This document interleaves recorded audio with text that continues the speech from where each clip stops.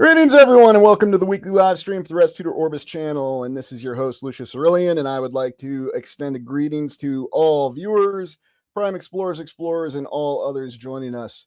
Welcome as we discuss the Watchers of the World. Now, what exactly are we talking about with this particular topic? What are we getting after? The Watchers of the World, the Watchers of the Wall, people that are just standing idly by watching things? Well, what would people be watching? Are we, in fact, in a society where we are encouraged to be watchers?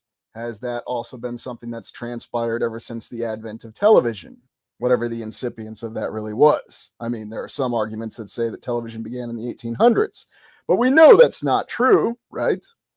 But I always found that this little particular piece of artwork, and yes, to be fair, it's been featured by other alternative explorers over the face of time, but this one always spoke to me as well because it gives you that impression of some individual who just seems to be sitting in a very relaxing chair, a ridiculously high back chair that doesn't even seem fitted for them. I mean, when you really look at the detail of this artwork, and you can certainly do the reverse image search on your own and look at the biography of the artist, it's quite intriguing. But I just want to look at the image at face value because there's a lot of nuances in the detail. And panning back out and looking at it, we see this individual who does not seem to be part of the goings on in this image. Now, we can, of course, talk about the vast disparity in size between the observer and the observee, so to speak. But what's really going on within the action? Well, we have several what appear to be dwellings, houses, or are they places of business? Are they government buildings? Or are they all the above? It appears to be all the above. But you notice the detail that they are arranged in a vertical hierarchy. How intriguing. And yet they also represent a horizontal hierarchy, so to speak.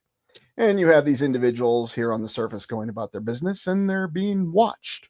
What exactly does it represent? Now, like I said, you can look into the history of the artist and what they intended behind the work of art at your leisure. But, sometimes we get that where we have a work of art, but then fortuitously or for other reasons, it may represent other things.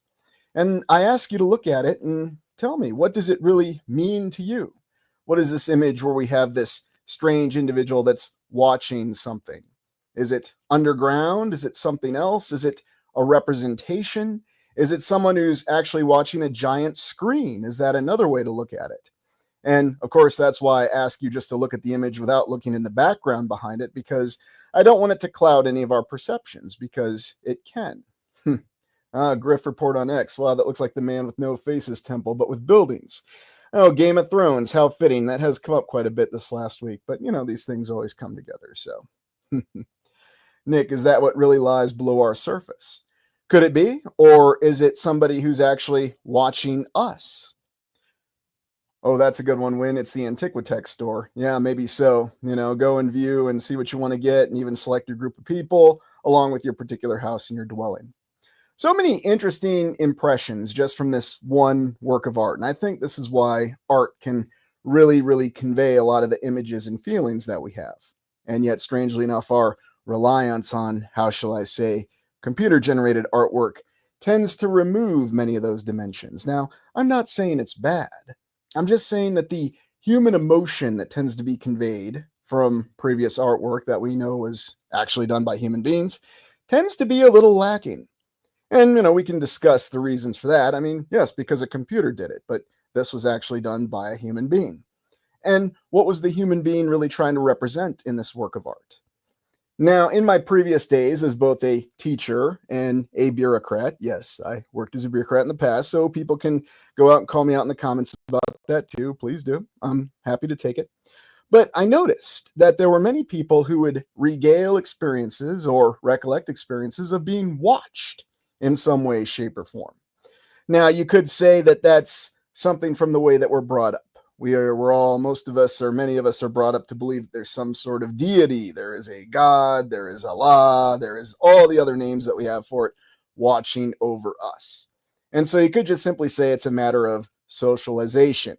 That, in other words, because we all have this mentality that, and even going back in time, whether you want to consider the pagans or whoever, there's a higher power watching over us. The Greek gods, the Roman gods, those strange pantheon of gods that we see that for some reason are in a Capitol building built in Iowa in the 1800s, and nobody really pays it scant notice because, well, that's just kind of the thing that you put in your Capitol building in the United States.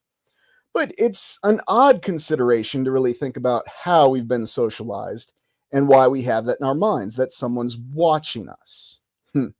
Yeah, there you go, Texas Redneck Hippie. That's actually a great comment there. I feel watched when watching my watch.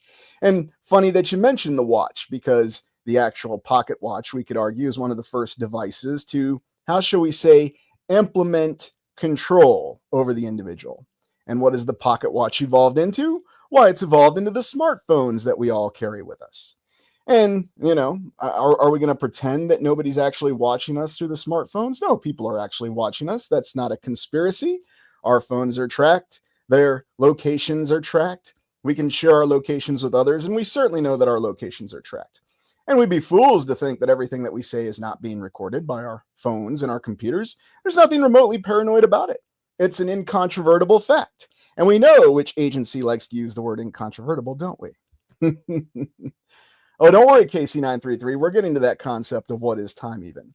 But we know that scheduling, the component of time, is something that's imposed upon us. And if you didn't have a watch, then how could you abide by it?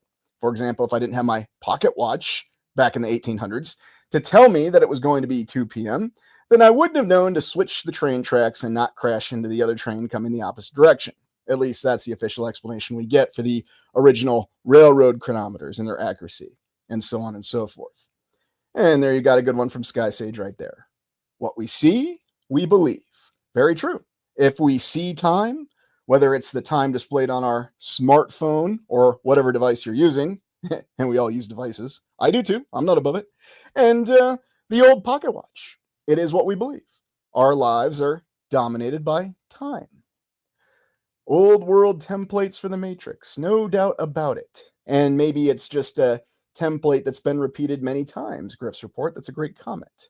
So, anyways, I thought this is a really good image, though, to really kick off the entire concept, because what we're going to do is explore who and what these watchers may be. We're going to ask who and what they are, because it could be possible that they are deities of some sort, or are they more advanced humans, or are they just humans like the rest of us, and for some reason or for some method, they operate in a different area, a different reality, perhaps a place that we can't access physically, but does exist physically, if that makes sense. So open your minds to all those possibilities. And we're also going to ask, why would they be doing this? Is it possible that they're influencing our perception of time and, dare I say, our perception of history over time? Are they benign? Are they good? Are they evil? Do they have good intentions? Do they have evil intentions? Or are they just simply there? Neutral, if you will, or something that's even a power that's so far beyond us that they actually perceive us as just little beings going about our work, as you see in this image. Maybe like we watch ants with relative interest, and yet at the same time, not many of us actually concern ourselves with ants, although I've certainly come across a lot of alternative researchers and other people who do concern themselves with the welfare of all living things, and I can certainly respect that. Just looking at the different perspectives. And so that's what we're going to examine in this exploration. Now, there's another concept of watchers that I wanted to bring up, and I felt that this little piece of artwork represents it very well. The possibility, the presence of watchers with us all the time. Because there's that argument that we don't just have physical bodies, and again, whatever your particular religious beliefs may be, or even your beliefs in general may be, that there is an ethereal existence that we have, that there is a spiritual existence. And is it possible that there are other beings that exist in that other plane of existence, if you will? There's many different ways to say it, and we can approach it from a science perspective, we can approach it from a religious perspective, or we can even approach it from both at the same time. But is it possible that there are beings that are actually watching over us in terms of what we do every single day? And thoughts on that? Is that a model? I do wonder. I do wonder. Oh, KC933, Slenderman. Yes, the concept of the Slenderman in and of itself, seeing things. Hey, thanks, Elusive Truce. I really appreciate that. And you played no small role, and appreciate you being here all this time. And yes, I do recall you were here at the very early live streams almost 2 years ago. So Pro-pagan da for a non-Christian father. And I'm glad you brought that up, Vaughn, because guess what? That's also a belief system that's been with us for a very long period of time. Again, if official history is to be believed. Ooh, Nana, yes, the man in the black hat. So there's many different ways to look at this, whether it's the Slender Man, whether it's the night terrors, the individuals in the shadow or the shadow creatures. And again, keep your mind open to all possibilities because they might be malign, they might be dangerous, or they might be benign. There's all sorts of accounts. And oddly enough, it does seem to depend on the person who's actually relaying the story to us. Yes. And, it's interesting how people try to say things and try to impose their own will on things. And that's something that you see all the time. RB, I would like to make a citizen's arrest on the Watchers. If only we could do that, wouldn't that be enjoyable? Oh, there you go. Tunguska charcoal painting. Yep, Michael's looking ahead, no doubt about it. So, oh, hey, Brian, we could already be in a Westworld scenario, wouldn't know. Funny that you say that, because once again, it's as though you all have an idea of exactly what I'm going to be talking about before I talk about it. It's just crazy, isn't it? And Nana, I have stories that would curl your hair. I have no doubt about it. And I've heard many stories that do, in fact, send the chill up the old spine, as the saying would be. And whether it's the concept of external watchers, internal watchers, or someone that's just watching what we're doing. And a lot of people do have that feeling. Golden Child, they make sure we don't alter future important events. Looking at the control element that these watchers may be exercising. And that's very, very intriguing. And, there's the old concept of angels and devils on the shoulder, but I'm not going to show that image. Now, I couldn't resist showing this old Salvador Dali artwork here. And you have a child and what looks to be a parental figure looking at a representation of the land, the earth, the realm, however you want to call it. And, for those of you who are going to get all upset because it's not showing a spherical earth, look, I'm limited to 2 dimensions, okay? Unless, again, anybody has a 3-dimensional screen out there. Sorry, I always have to use that joke. But, Salvador Dali, he almost played the emperor in Alejandro Jodorowsky's adaptation of Dune. And if I messed up the pronunciation, that's okay, because Mr. Jodorowsky said something nasty about Frank Herbert's work. So maybe it's just as well we didn't get that 14-hour-long Dune movie.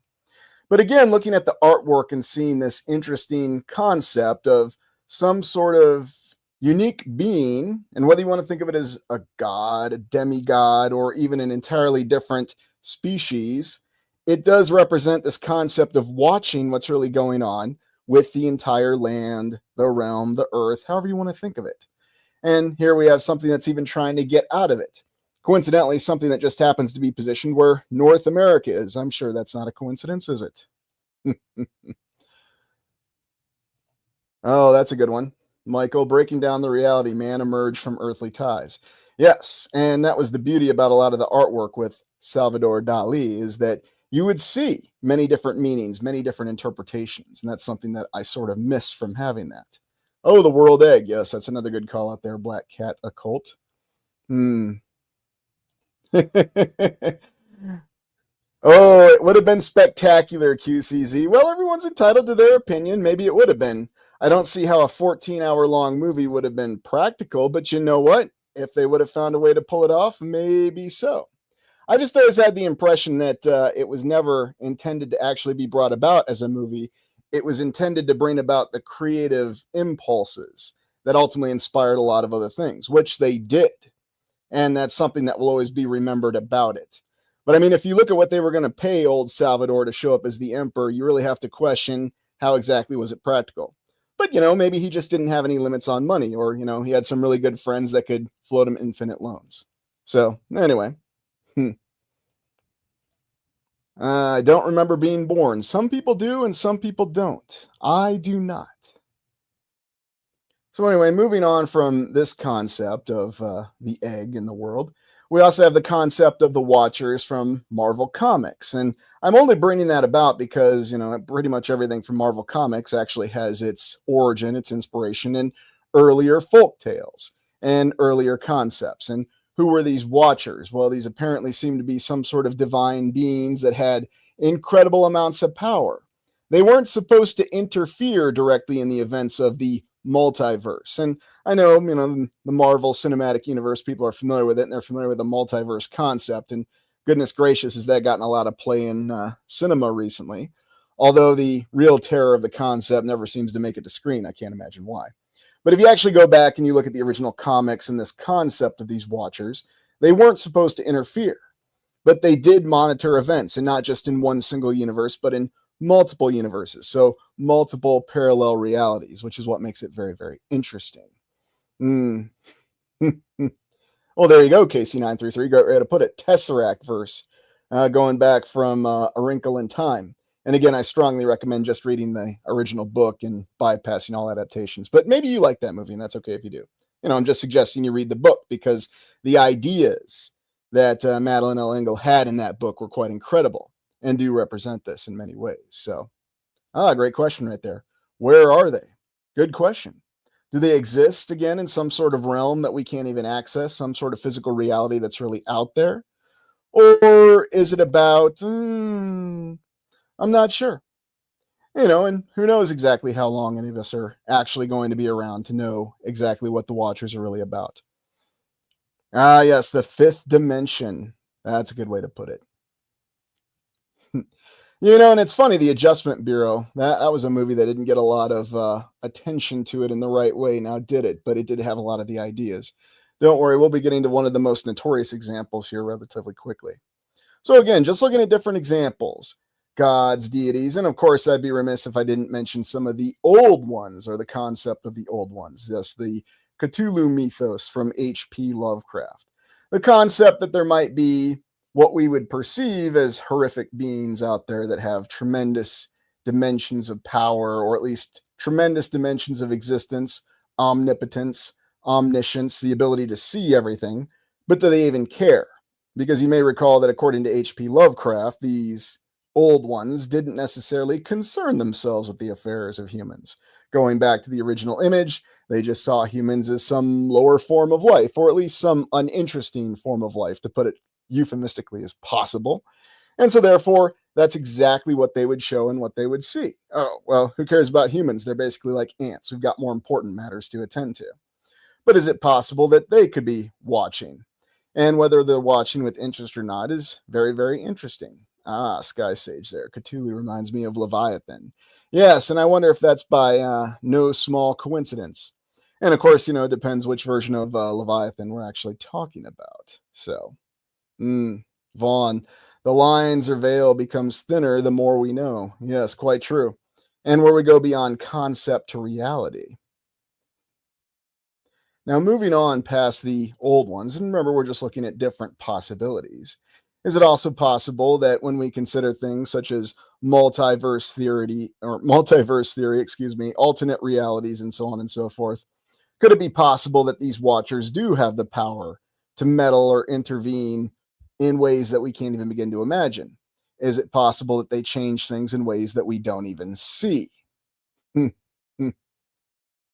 Oh, here's an interesting comment here from Omar. They watch their cattle from afar. Perhaps if they reveal themselves, we would know where or whom to retaliate or direct our attention to. Yes, that's quite interesting.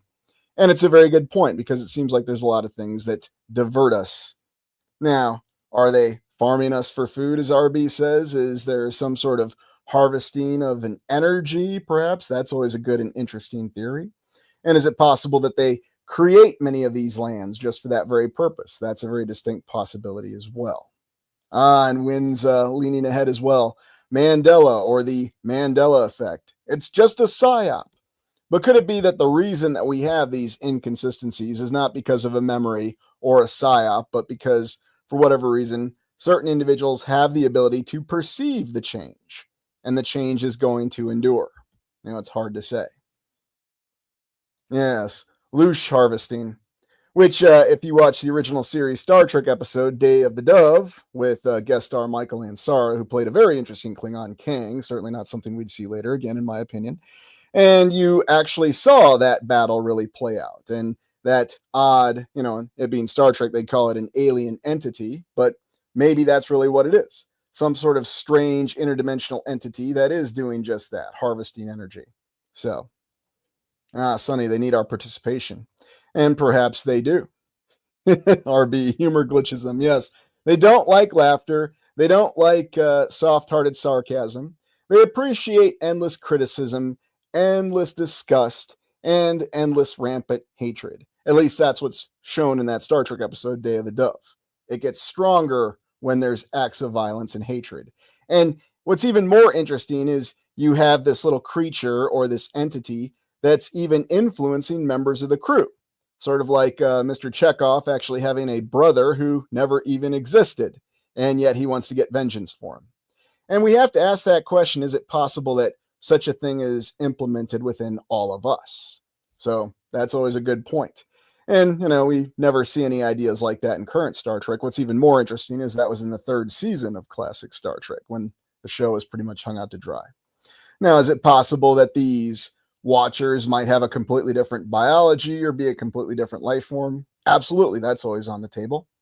Because who knows exactly what that may represent? And again, we don't have any limitations in terms of what may actually be existing out there, whether it's the land or whether it's different elements of the land or different times entirely. So those are always the things that we need to think about and consider. Above is below. Yes, as above, so below. Or is it all just one big circle and one big cycle that we can't get out of? That's always the interesting question. And then going back to the old concepts of the biblical representations of people being watched, because remember how the angels are represented, they talk about the watchers and so on and so forth. And I think what we all have to be very careful, though, is that there are a lot of ideas that we get, how shall we say, shepherded into. And then, of course, we adopt those ideas as our own, or as they would say, it would be the meme. Is that really what a watcher is intended to do? To get someone to go a certain direction? Simply exercise influence and not direct control. So I'm not going to grab your shoulders and turn you to look to the left, but I'm going to tell you you should look to the left because there's something very interesting, and therefore you're going to look to the left. And that's what one of the big debates is on what exactly is the power and influence of the watchers.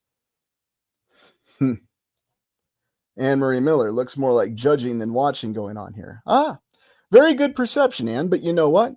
How many people will change their perception because they've been judged? Or perhaps I should say because they allow others to judge them, because they concern themselves with what others think of them. And suddenly it's just another, how shall we say, more complicated yet more effective way to get someone to look to the left or look to the right. And it's actually a lot easier to do than we like to say or we like to think. I believe they're called the custodians. Yes, that's another term I've heard. And perhaps that's going off of having more of a controlling influence than we realize. Now, moving on from this deity perception, there's also the classical concept of the Greek gods. And, we honestly have a lot of inspirations that we draw from the 5 ages of humanity that comes from classical Greece and what was really the role of the Greek deities or the original Greek deities, who would eventually become the Roman deities. Again, that's according to the official history. I mean, who knows about the veracity of that? I always found that interesting. And yes, we're going to explore that little detail here in a little bit. But what I found fascinating about this, John, could they be the disembodied spirits of the Nephilim? Maybe. Or maybe the Nephilim are just simply other beings that are just being watched and influenced just as we are. They just might be different beings. Who exactly knows for sure? But what interests me about the Greek myth that we have is the role that the gods and the goddesses, because that's what they were in the Greek myth, originally the descendants of the Titans, how they would play out and not just watch, but also guide actions that were going on in the mortal realm, as they called it. And, I always think about, and one of the reasons why I'm such a big fan of the original Clash of the Titans film is, okay, look, you got Laurence Olivier as Zeus. It's really hard to beat that, okay? Laurence Olivier and the presence that he was able to convey, but also the imagery in this film, I thought, did a wonderful job of really capturing the concept of what we would see as Greek gods. I mean, for me, this was always one of the basic templates. And even way, way, way, way back when I was very young and reading these myths, I always thought that this film, and yes, I'll be honest, this is a film that came out in 1981 and it looked like it was made in the 1960s. But that's okay, because it gave that impression that it was a mythical film.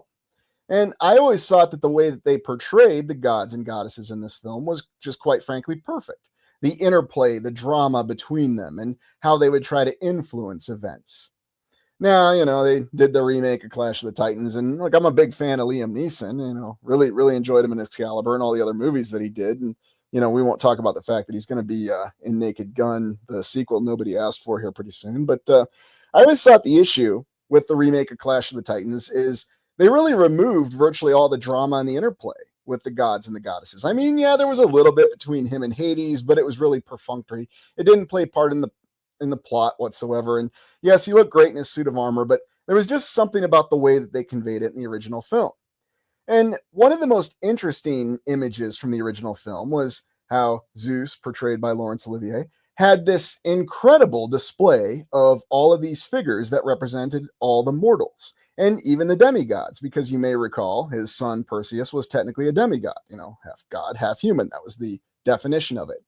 And what he would do is he would take these figures and he would basically portray them in the amphitheater. And that's how the power and influence of the gods were exercised. It was very, very interesting. And it's actually a direct representation of what you'll see in the classical myth. Now, is it representing something that may have really happened, or is it just all one incredible coincidence? Not really sure on that one.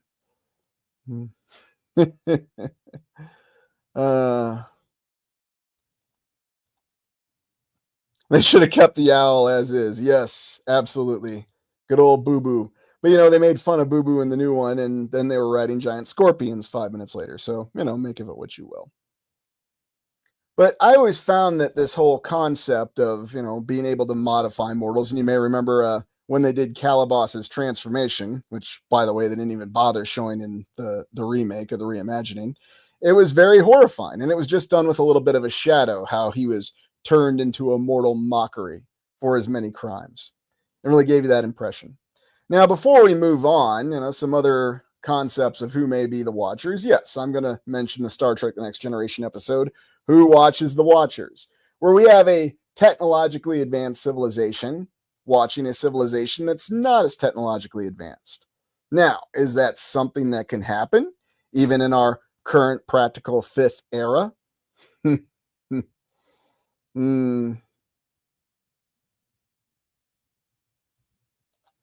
Homunculus, yes. Well, and that's another whole possibility. And are we homunculi, Sky Sage? Good question right there. But one of the things I remember from this episode is, you get the ideas of how these civilizations that are just so technologically far apart would potentially interface with one another. You have the concept of the duck blind, or where the Federation is utilizing an observation post. Of course, in this episode, it made sense because the observation post was very isolated. It wasn't right next to a settlement. And, they had a malfunction, and one of the locals just happened to be waltzing by with his daughter, went and checked it out, and he got zapped. And then the episode is dealing with the consequences. And then, of course, you may recall it was where Captain Picard was seen as a god, because the guy who was zapped, they beamed him up to the ship. Dr. Crusher saved him, and he thought that Picard was a god. Show them, Picard. He called him the Picard. And, Patrick Stewart played it really well. And you may recall the end of the episode where, yes, Sliko, I will gladly get shot with an arrow to prove my adherence to the Prime Directive. Gee, pull it out, pull it out, pull it out. So, yeah, and then they brought back the duck blind again for the less than sufficient Star Trek Insurrection movie, where it didn't make any sense because they parked it right next to the settlement. I never understood it. But the final concept is the Watchers could just simply be a more advanced civilization. And they might be something that are able to watch in on us because, again, they have technology to access different realities, different lands that perhaps we couldn't access. So it's just one of those very, very interesting things. And so those are all the different concepts that we have of who the Watchers may be. Gods, deities, other beings, or just simple, regular humans like us, who might just simply come from a more technologically advanced civilization. And there you have it. That's a good one. Turn into Charlie Sheen. Yeah, that was all about the same time frame. So, anyways, let's move on to the concept of the long game. And what are we really talking about with the long game? We're talking about the passages of time and planning on a much longer timeline. Because one of the things that we're limited on, well, at least we understand ourselves to be limited on, is our relatively short lifespan. How long does the average human being live? Well, some people will tell you 70 years. It depends where you live. The life expectancy varies dramatically, so on and so forth. Leo, maybe proof of time travel. That's a possibility too. But looking at the long game, what you're talking about is planning on a much longer timeline than we can begin to imagine. Because what if there are beings, again, whether you want to think of them as gods, deities, or more advanced creatures, or again, just humans that have more advanced technology? There's so many different ways to look at it and what the reality could be. Imagine what kind of advantage they would have if they're able to plan on a much longer timeline. In other words, they're able to plan out events not by decades, but by centuries, by millennia. Why is it that every belief system wants to confine us to a single millennia? Why is it everybody so obsessed with 1,000 years? Well, you're not supposed to think beyond 1,000 years. That's why. Because if you actually look on the long enough timeline, you might see that there seems to be a lot more of a very intentional design behind it. I know. It's simply the work of the Almighty, and the Almighty moves in mysterious ways. And yes, if you want to believe that, be my guest. But isn't it interesting how we seem to be constrained in terms of how we view time? Or then there's going the other direction with it. It's scientific, and we've got billions of years of history, billions and billions, which, by the way, Carl Sagan never actually said, but he did say billions a lot because he was describing time frames in terms of billions of years, because that's how long evolution took. And the less we talk about, the transition phase when the tube evolved into the fish and so on and so forth, and why there's no fossils of, the rapid animated GIF transforming. And I'm not going to show that and insult any of you because, you can watch Cosmos if you want to see it. But, why don't we find that? Well, because we say so. But really just think about how different things could be. Is it really that long of a timeline, or could things have been very different in the past on a much shorter timeline? In other words, instead of billions of years, we're only talking about a couple hundred years, that the entire nature of the land was completely different. Well, there you go, Steffi. Yeah, resets, constant resets. And not just physical resets, but also resets in our mind. Because is it possible that our entire society can be reset? Have we been through a few resets? Well, we can certainly debate that. What we talk about is our hard resets, where the entire nature and order of the land is completely changed. Sky Sage says it very well there. A controlled timeline. A controlled timeline or a controlled cycle. In other words, stepping far enough back. Because while it seems like we have two extremes, we have one school of thought that tells us that existence is only about 1,000 years, or maybe 6,000 years. And then we have another school of thought that tells us that existence is, about 5 billion years. Very, very little room for compromise. Either one's right or the other's right. We have that in our civilization too. Everyone's either absolutely right or they're absolutely wrong. There's nothing in between. There couldn't be a third option. You only have two options. Yes or no, positive or negative. There's nothing in between. That comes up a lot. But yet, when you consider that there might be a possibility that just say, 20, 30,000 years ago, or again, remember that time's imposed on us, what we think of as 20, 30,000 years, the land, the entire reality that we're in right now was very different. Now, of course, the scientific perspective will tell you, of course, it was very different. There was Pangea, there was Rodinia, there were all the different supercontinents. The entire world was an ice ball, a lava ball. It went through a lot in 5 billion years.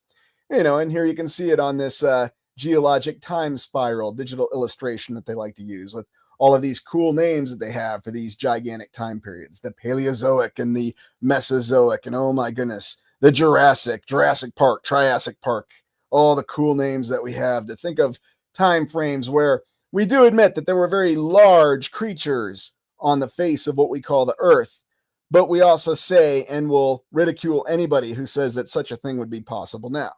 yes, of course, there were very large dinosaurs roaming the earth in the past. That's absurd now. It's also absurd to think that there could be very large, colossal trees. That's just completely absurd. I mean, that was millions of years ago, or even billions of years ago. On a long enough timeline, anything's possible. But to suggest that anything is possible that's outside of the, how shall we say, accepted mentality, that's just absurd. No, it's not controlled thought and it's not authoritarianism. It's just simply good science. But that's exactly how they'll show it. And yes, the concept of the supercontinents. Now, I want to step back though. I want to consider it from a different perspective. What if it were possible that all of these extremely dramatic changes that we think of occurring over millions or billions of years actually occurred on a much shorter timeline? Is it possible they could have occurred in only hundreds of years or even just a few thousand years for whatever reason because of the vast nature of the realm actually changing? What are your thoughts on that? Well, I don't know, Albie. I've never actually seen a dinosaur. It's a good question. How do you explain that dinosaurs were large reptiles? Who knows? And yeah, I've been in museums and I've seen dinosaur bones, but you know what? I don't know if those are the actual dinosaur bones, because if those were real dinosaur bones, why in the heck would they display them in a museum? Just asking questions there. I mean, I don't know. Oh, Heidi there. That's a good one. Like maybe 15 minutes. And Vaughn says it could happen in a second. How would we know? Very, very true. If you go with the concept of memories that are induced or implanted, yeah, we'd have really no way to know. So this is one of those things that's very interesting and intriguing. Yeah, and it comes up, and let's be honest, dinosaurs are very popular with kids, and that's one of the first things that you're taught to think is really, really cool. I'll just use the American terminology in school. Dinosaurs are cool. We talk about dinosaurs all the time.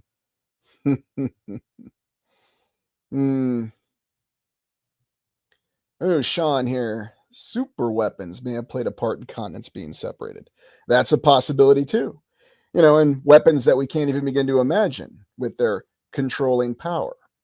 And so really think about that with this concept of planning things on a long enough timeline. And I show this particular image of this naturally formed rock here in this animated screenshot. And, yeah, we can come across rock that might just happen to resemble large life forms. Some of you might recall that horse that we saw in Kentucky a while back, but it's not really a horse. It just looks like a horse because it's naturally formed. You see, this isn't really a dragon that you're looking at or some other large, dangerous creature. It just looks like one. It was all formed by natural processes, just like this arch thing down here, all formed by natural processes. It's just erosion, and that's all it is. It couldn't possibly be anything else. Or it could be possible that is exactly what it is, that it looks like that's exactly what it is, and on a long enough timeline with very extreme changes, Heidi with the Godzilla comment, yes, very good, Heidi, it could actually be a life form that changed over time and was brought to that state of existence, if you will. So it's just another way to look at things. It's keeping your mind open to all possibilities, which is certainly not something that we're encouraged to do. And then there's this other concept, lost eons. Now, why do I say eon? Because really that's what we're dealing with. An eon is considered a very long period of time, but nobody knows the exact length of that period of time. And so eon is actually a great term to use because we don't know how long this has been. I say 5 era theory. Maybe I should change it to 5 eon theory or infinite eon theory. Who the heck knows? But is it possible that there was a civilization before ours that was much more advanced, that had tremendous capabilities, that could access other lands, other realities, even had the ability to master the concept of the human mind and manifesting itself in physical existence with forms of science and technology, at least what we'd call science and technology today, but maybe in the past it seemed like magic. And if you go back and you watch that Star Trek The Next Generation episode, the dialogue explains it very brilliantly. And I dare say that was kind of the high concept of Star Trek before the interesting developments of science fiction shows that occurred in the late 90s. So, yeah, and Jamie says it very well right there. Plenty of evidence to indicate such. So, anyway, That's the whole concept, though, of the long game. We're talking extremely long timelines. And this goes back to the concept of the Watchers. These are beings, creatures, gods, demigods, angels, Nephilim, whatever, however you want to think of them, that are in existence throughout this entire time. And therefore, they are able to plan, influence. At a minimum, they're watching. They're benign if they're just watching. But we believe that they're doing something much more, that they're doing something much more insidious. And we'll actually talk about what it is that they may be doing. And we're going to talk about the concept of who or what are the Watchers. But before we do that, please be sure that you hit the like button. We're going to go on a little bit of a break because I wanted to break this one up. So 2-minute break, and while you're out, please hit the like button, and we'll see you in 2 minutes, and we'll talk about who or what are the Watchers. And thank you for joining me. See you in 2 minutes.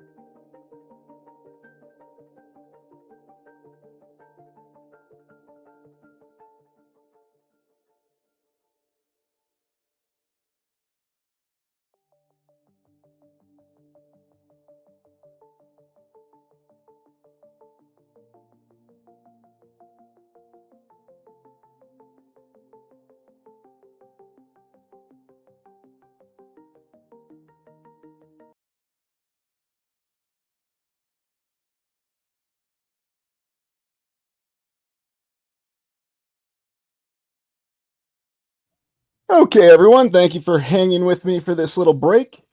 And now we're going to transition to who or what are the Watchers, or you could say, really getting to the interesting point of all this. And so, who do you really think of as the Watchers? What are they? And we've alluded to it many times, but what are we really getting at? And here I start with this little representation. Hold on, let me go full screen on this so you can see it a little bit better. And so, do you think of these beings as some kind of divine beings? Are they deities, or are they something else? Oh, Sean. Fallen angels. That is one of the main theories or perceptions behind them. Absolutely. Or the Anunnaki. Ah, yes. Well, what's interesting is that particular term is something that was used during the 20th century, and I haven't talked about this yet. The 20th century cover-up of the entire concept of Tartaria. Oh, Jamie, Shazam. That's a good one. Oh, that's an interesting comment. Yeah, the Watchers could also be creators. Sky, Yellow Imperator. Interesting concepts here. Oh, maybe like the Q from Star Trek. Yes, or Q.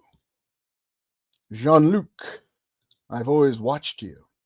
We've been watching humanity for a long time. Of course, I remember how he appeared when he showed up in Encounter at Farpoint. That was a very interesting episode, to say the least. Ah, interesting comment here from Nana. We're more powerful than they are, just need to understand the concept. I agree with you, Nana, and granted that's just an opinion, it's a belief, but I agree that we're a lot more powerful than we realize. That's why we constantly have people who are spending all their time trying to bring us down any way, shape, or form, telling us when we can or can't laugh, or I just don't think that your laugh sounds genuine because, I've never laughed in my life. Ooh, interesting from RB here. Just a different form of source consciousness. That's possible as well. Let's look at some more representations of who the Watchers may be. Now, we talked about the whole concept of the old ones, Cthulhu, and so on and so forth. And could it be that there are beings out there that are just simply so far beyond us? Or maybe we should say it this way. They're so different from us that they wouldn't really concern themselves with intervening in our affairs. Which, going back to that whole Q reference from Star Trek, Jamie says it there, gods of entropy. Yeah, they've got other grander concerns that they're more focused on and wouldn't bother wasting their time messing with human beings. Oh, win right there with the archons. I'm going to be exploring the archons here before too long. Very, very shortly. So, Clara, the Watchers look after us and care about us. And that's the benign perception. And that's absolutely a valid point. And it could even be that there are Watchers that look after and care about us, and there's Watchers that want to bring us down. And it could also be that there are many Watchers that are indifferent. So, Carol, ourselves from another dimension. That's another way to look at it. And that also goes back to the whole concept of the spiritual or ethereal self that we have. Good comments, everybody. So appreciate you sharing. Jamie, one side wants the universe moving and full of life, the other wants it cold, still, and empty. And that does seem to be a lot of the conflict, if you will, that we run across in many ways and shapes and forms. And then, of course, looking at the different representations of the great old ones. And you see them come out in many different forms of media. And yes, they've been represented in the comics, whether it's Marvel, DC, it doesn't matter. Many of the science fiction stories, there have been many different dimensions of this. But the original origin, apparently, came from H.P. Lovecraft. And H.P. Lovecraft's concept of the great old ones and where they showed up. There's also the other realms of spirituality to really consider, the actual existence of human beings or great enlightened human beings. And there's always that debate. A lot of people think, well, are we talking about gods? Are we talking about demigods? Or are we just talking about very advanced human beings? And I think when you really look into a lot of the mythical concepts that come from places or associated with places such as India, the concept of the origin of Hindu and Buddha and so on and so forth, you probably get exposed to that ideology or that belief system a little bit more. And maybe they do represent more the concept of the benign Watchers, if you will, who will influence and intervene on your behalf. And it's also possible that some of them have a more insidious intention behind them that we just don't know, such as when you consider some of the more Lovecraftian concepts. And while some people might think of the Lovecraftian concepts as just aliens, it seems to be the way things are going now. Everything's either aliens this or aliens that. But it's interesting to me. Ooh, Rafi with an interesting comment here. They live eternally through our incarnations. They also hide from judgment in us. Very, very interesting. And quite possible there as well. In the Sky Sage, look at the chaos they construct.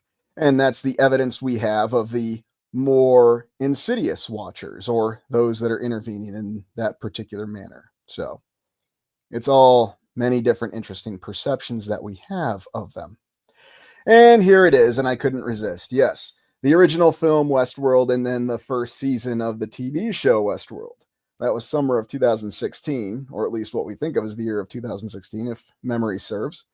And I remember how intriguing the first season of Westworld was, the TV show on HBO.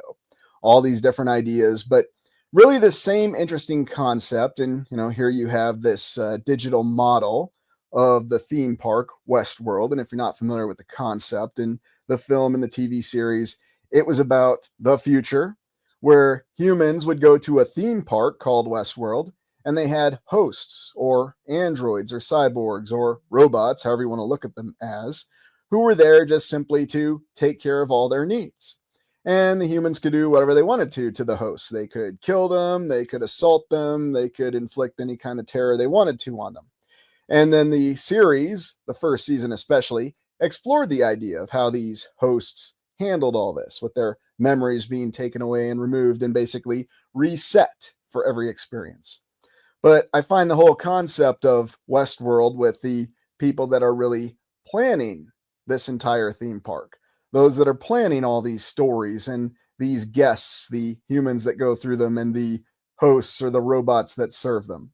Now, I certainly recommend the original film because that's where the idea came from, and definitely watch that. And it's always fun to see Yul Brynner back in the day and really get the idea of what it was.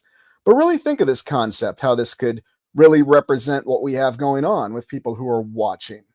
Do they really have an insidious intent towards the robots? Or are they just there and they're used as a tool, and that's how people see them? So many different perceptions. That's what makes it so interesting. Robert, final season of Westworld reflect the world people walk into if they lead with fear. That was one interesting idea from the very end of it, yes. I wish they would have kept that complexity through the entire series. But again, that's just my opinion. Maybe you find great worth in the rest of it, and that's completely okay. I do think it started off very strong and complex, and I really appreciated it at first. So, anyways.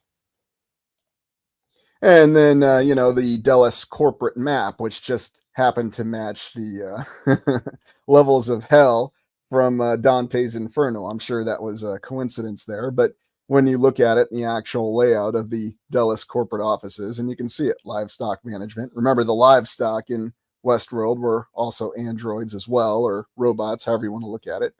Old disused facilities, cold storage, arrivals, monorail terminal, archives.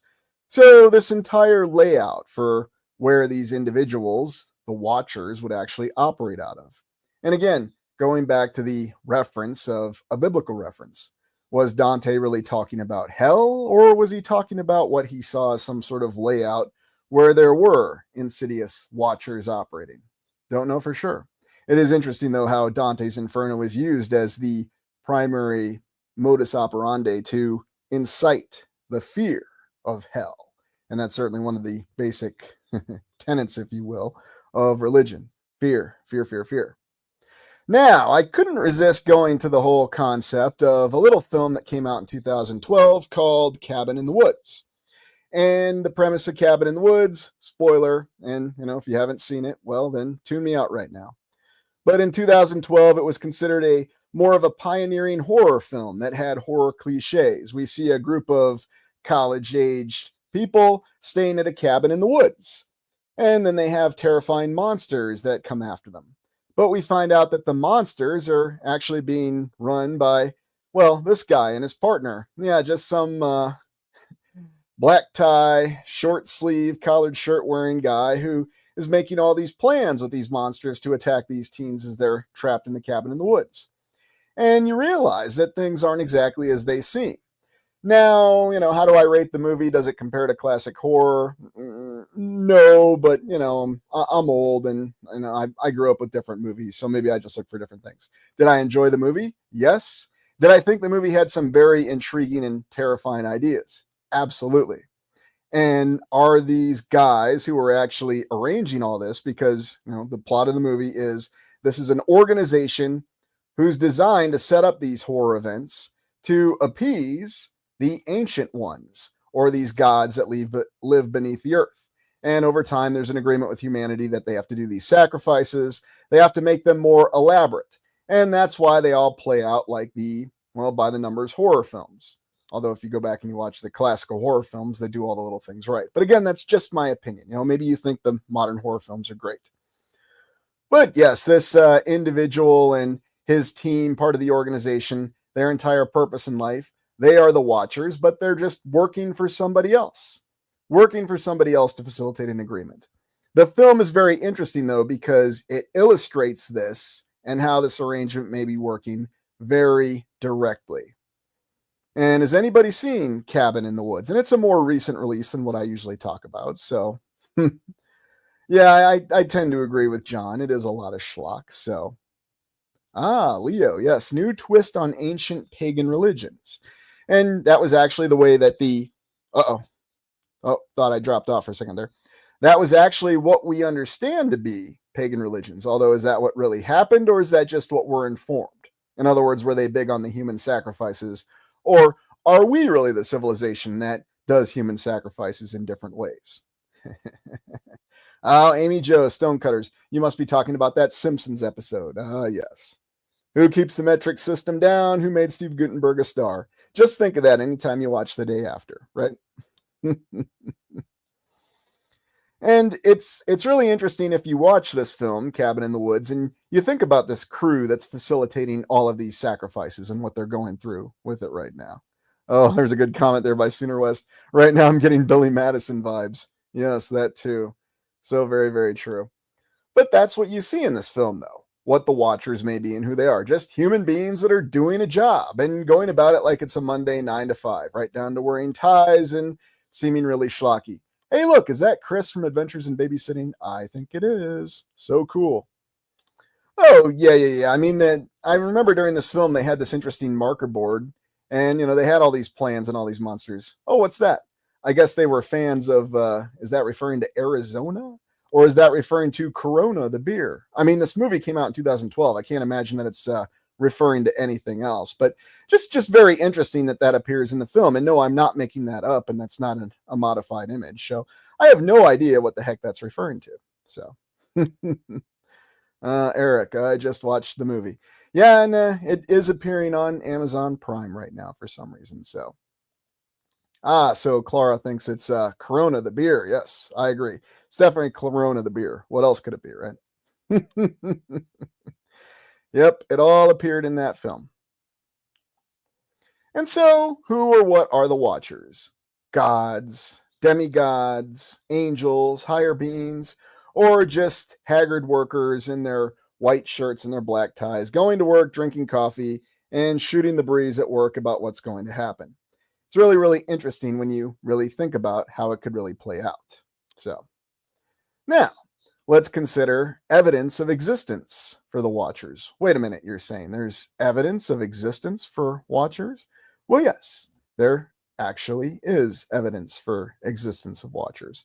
But first, I wanted to start off sharing something, and I always try to keep my themes and concepts and values consistent on the channel, at least for as long as I'll be around, and who knows how long that'll be. And I just wanted to share this little saying with you. Avoid the crowd. Do your own thinking independently. Be the chess player, not the chess piece. Because what you'll find out is, whether you believe in the concept of Watchers or not, or higher powers or anything, it is safe to say that there are plenty of interests out there, whether we want to say they're individual people, or organizations, or institutions, or, the stonecutters, or whoever. Avoid the crowd. Do your own thinking, because there are people that will happily use you as a chess piece. And you owe it to yourself not to let them. You owe it to yourself not to let yourself be checkmated as a chess piece. Because you don't want to be a pawn that becomes a queen. Because guess what? The queen is still just a playing piece. That's why the saying is, you want to be a chess player. It's a great saying, and I just thought I would share it with you. And that's why I'm going to laugh when I darn well please, because I enjoy laughing and having a good time. Now, I wanted to highlight something because there was a saying in the 1800s during the conflict for this little piece of land that today we call Afghanistan, the nation of Afghanistan, and this is the Khyber Pass you're seeing. Now, right here through the Khyber Pass, which is on the border between Afghanistan and Pakistan, yes, I'm relatively familiar with it, and we don't need to discuss why or how, it's not important. But it's interesting to think that this is also where the Silk Road ran through. And they once had a functioning train that ran through this area too. Now, of course, we're talking about mountainous terrain. You can see it, but it's just something interesting to think about that they called this conflict in the 1800s the Great Game, where the British Empire was competing with the Ottoman Empire and the Russian Empire for influence possession of Afghanistan. And strangely enough, these conflicts continued all the way to this day. Officially, the United States only very recently withdrew from Afghanistan, interestingly enough, and, left the same political party in power that was in power before the United States went in. And I'm not questioning it, just saying, officially that's what happened. Hey, Brother Adam, good to see you.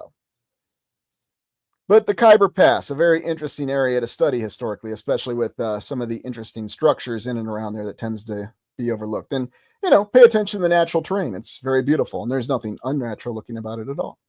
You may recall a live stream in the distant past, it was last September, where we talked about the concept of a great game, about how there may be someone who's using all of us as just simple chess pieces.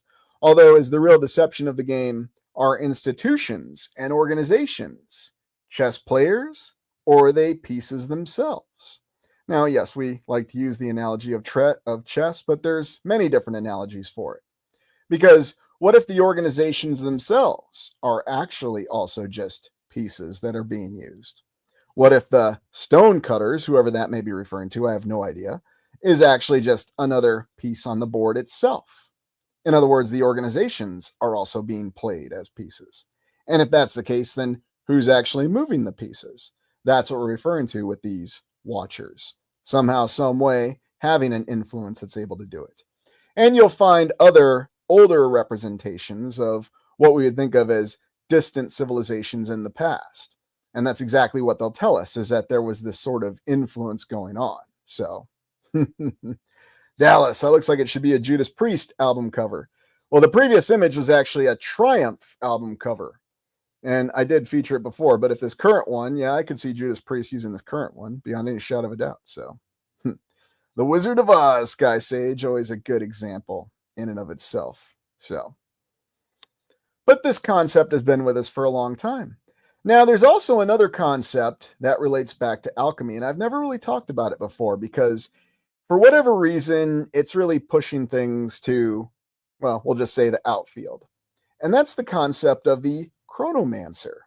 Yes, apparently in alchemy, there are examples of individuals that were able to manipulate events and time. Or, dare I say, they weren't necessarily time travelers as we'd think of them as, but these were individuals who were able to influence events in time. Now, how does this connect with the Watchers? Well, if there actually was Chronomancers, if they did really exist at some point in time, who would operate as your best, how shall we say, doers or executors? Yeah, I know that's probably not the best word to use, but the individuals that really make a decision happen. In other words, the ones that employ the action that conform to the decision that the Watchers want to have happen. The measurement of time, the Shar was a day, not a year. And guess what? The measurement of time changes all the time too. Great example. Jonathan Strange and Mr. Morrow. Many, many examples of it, but yes, you do see it come out in different ways. Yeah, this particular artistic impression, Sky Sage, has a little bit of a vampiric element to it, I agree. Because, were they benign or did they have evil intentions? Who knows for sure. But you'll also find other representations of it when we consider evidence of existence. Because if there was somebody or something that was really imposing its will on a previous civilization or even our own civilization, which we could make the argument that there really is, then that furthers the evidence of existence, that it's all over the place. And going back to the Khyber Pass, and the whole reason I show this particular image is here we have the Elephant Battery of the Heavy Artillery with the Great British Army, well, at least the British Army that operated out of India, going across the Khyber Pass with their great elephants. If anybody watched the Mile High exploration earlier this week, we saw there was an elephant corral in early Denver. Why was there an elephant corral? I don't know. I guess elephants are great animals to haul heavy things through the mountain passes. Who the heck was using animals in the United States in 1860? Don't ask me.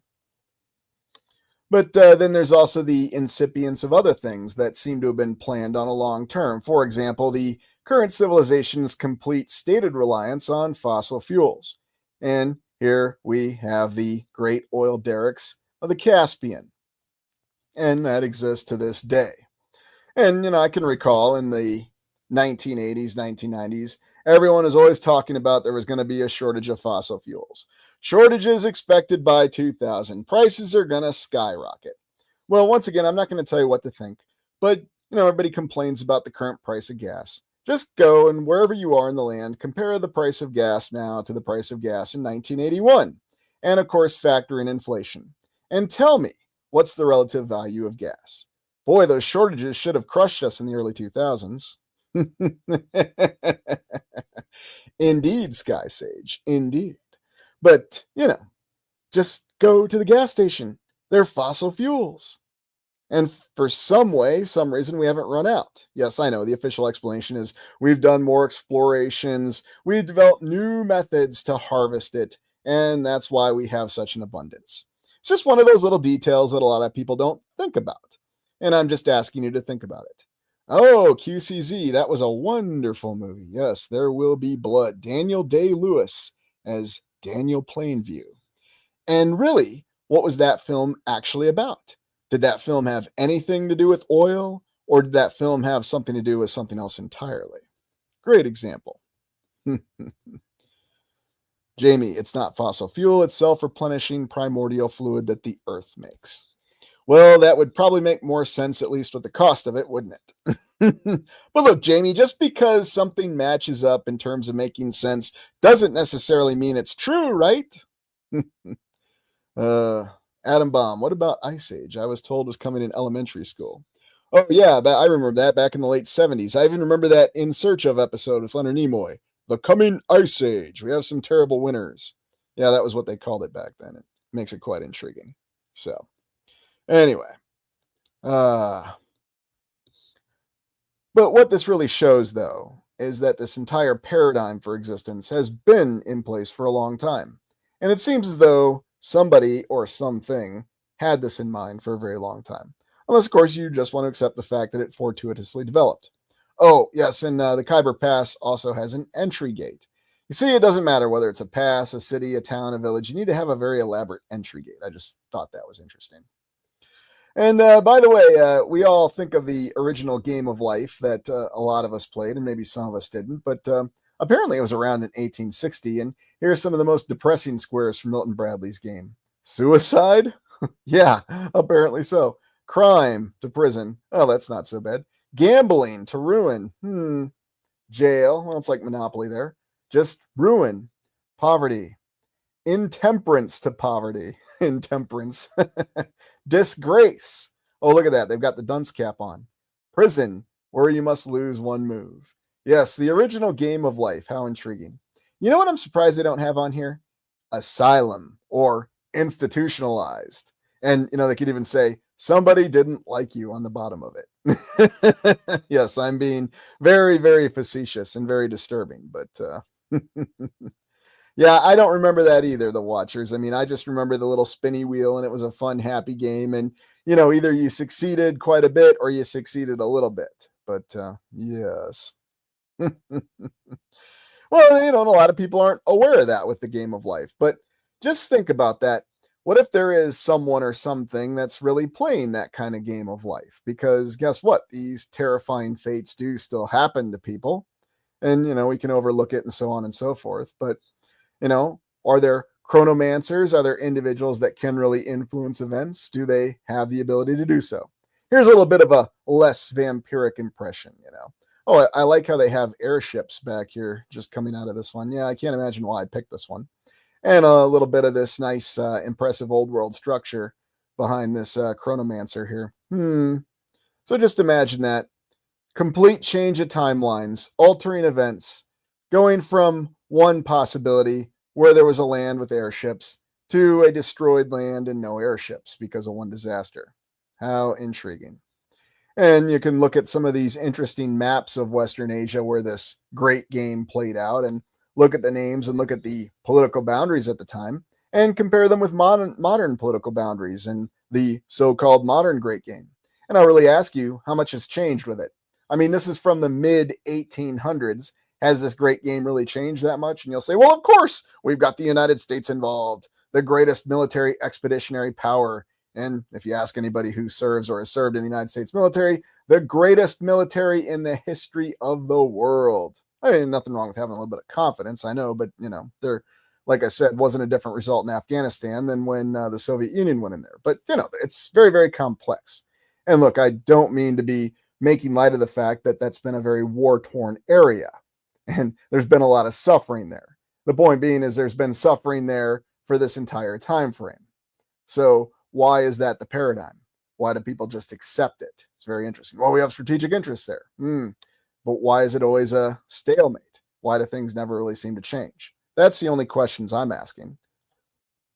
And if you look at some of these early art impressions here, this is the Khyber Pass again, you'll see some very intriguing things, especially with the way the land is depicted and some of the structures on the land. Now, I'm not going to show some of the more elaborate artwork because that's not what this exploration is about. But again, it goes back to the theme, is somebody really just keeping events on a pattern, on a paradigm? Why is it we always see conflict, assimilation, indoctrination? Yeah, Sky Sage says it very well there. History is hypocrisy. Ever so true in many ways, in more ways than one. So, Watchmen. They're all controlled and installed governments. A very interesting theory there. Well, certainly you couldn't be referring to the current Western governments. I mean, we know those are free, democratically elected governments, right? I'm sorry, United States, we're constitutional republic. We're constitutional republic. We just happen to have an election all the time, but whatever. Think of it what you will. And so, does that provide evidence of existence of watchers? Are there people that are really manipulating things? Or are there interests that are manipulating things? Does it follow a design? Well, I mean, the evidence is the fact that there's really been no change in the broad course of events. The same things are happening. Conflict, assimilation, indoctrination. You could argue that World War I and World War II were a little different. They were larger scale conflicts, right in the name. But was every single nation involved in World War I and World War II? Well, the argument would be yes to some extent, more so World War II than World War I. But at the end of it, did anything really ever change? Or has it just always been the same, replaying and repeating all the time? Now, to close out this little exploration on the Watchers, I wanted to talk about the eras or the eons of humanity. I know what you're going to say. Oh, he's going to show us that blasted 5 era slide again. Well, I'm not going to start with that, actually. What I want you to think about here is the whole concept of what we're informed how time developed. Now, we go off of the Julian calendar, at least primarily in the Western Hemisphere. And a lot of people may not be aware that the Julian calendar came from Julius Caesar. Maybe they are. I mean, it's in the name. So, oh, that's a good one. You call them watchers, I call them stalkers, says Rose. Yeah, it's probably more appropriate. If somebody's watching, they are stalking. You could definitely say that. Adam, did World War II ever really end? We could make the argument, no, it never really did. It evolved into the Cold War, and then that evolved into the modern conflict between East and West. So maybe it didn't. Who knows for sure, Brother Adam? Who knows for sure? But you look here with Julius Caesar, and I want you to think about this. So the official history tells us that in the 1st century BC, before the birth of Christ, again, going off of official history, Julius Caesar and Rome were going through this very difficult time because they didn't have a calendar that worked for the harvest. That's what the official history tells us. The harvest was happening at the wrong time of the year. It was supposed to happen in spring when the crops were harvested and there would be lots to eat. But they had to reform the calendar. And as a result, what you'll see is, if memory serves, it's the year 46 BC. How the heck anybody can know that, I don't know. But that's stated to be the longest year. Although it's interesting because what exact dating system were the Romans using to track the years? That's always a question I've had. But we understand that we operate by the Roman calendar, but what year was it for the Romans in 46 BC? Because at that time frame, they sure as heck didn't recognize Christianity, did they? And so that's where things get very convoluted. That's where you really have to question, what's the real start of the time frame? And thank you, Sooner West. I appreciate that, and welcome to the new members. Thank you very much. Yeah, there you go. 13 months back in the day.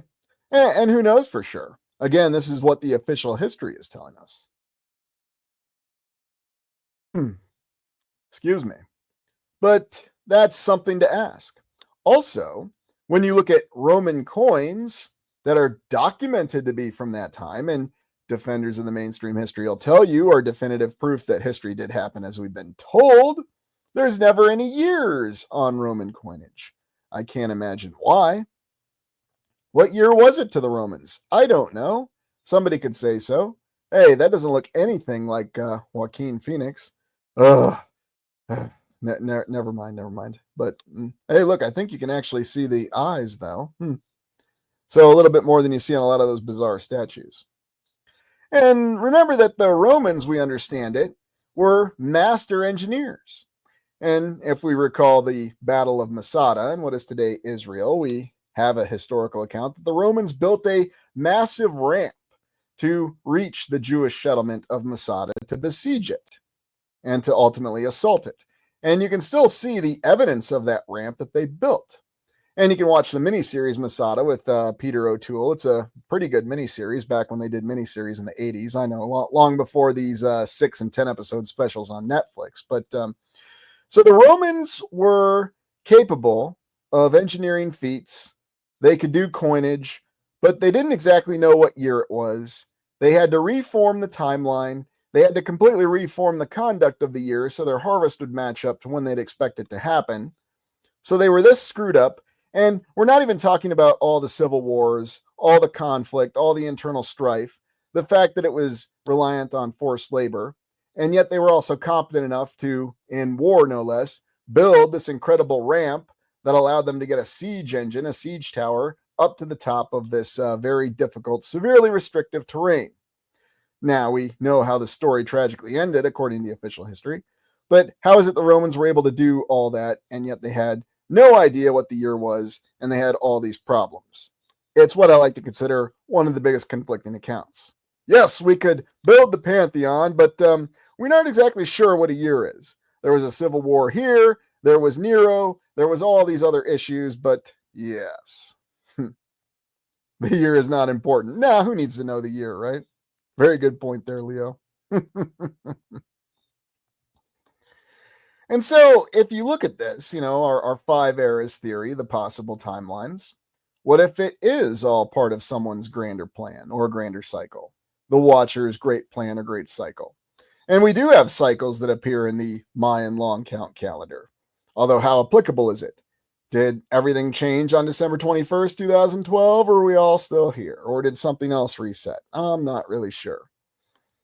Whether you're looking at the Mayan calendar, or what's supposed to be the Mayan calendar, or the Aztec sunstone. I'm going to share something with you I've always found very interesting about these studies of the Mayan civilization. We have no direct accounts of the Mayan civilization. We don't have any survivors from the civilization that communicated records to us. We found some ruins, and we assigned meaning to them. That's what I've always found very, very interesting about it. Now, people will claim that, yes, they know exactly what civilization was all about and what it means. Although, in my mind, there's problematic elements that the official history has, much as it does with the Romans.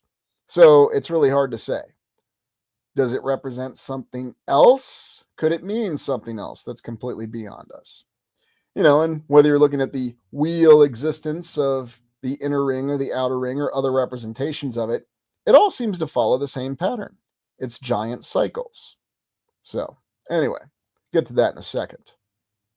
But what are your thoughts on cycles of time? Kathy, it's all made up. Yeah, there's probably a lot of truth to that as well. So, yeah, there you go, Sean. Another group that just vanished.